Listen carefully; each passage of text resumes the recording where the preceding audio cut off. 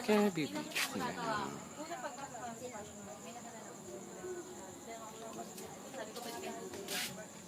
Binalikan na. Hinihintay ko na lang yun. Sabi niya,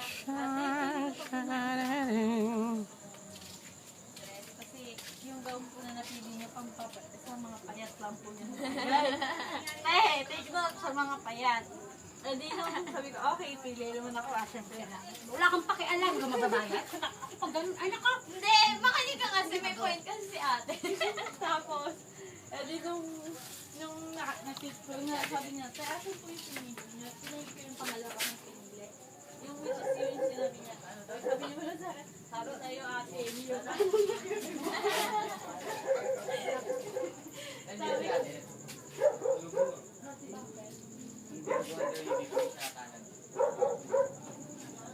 Ay mo kay Papa, kapal ang mukha niya.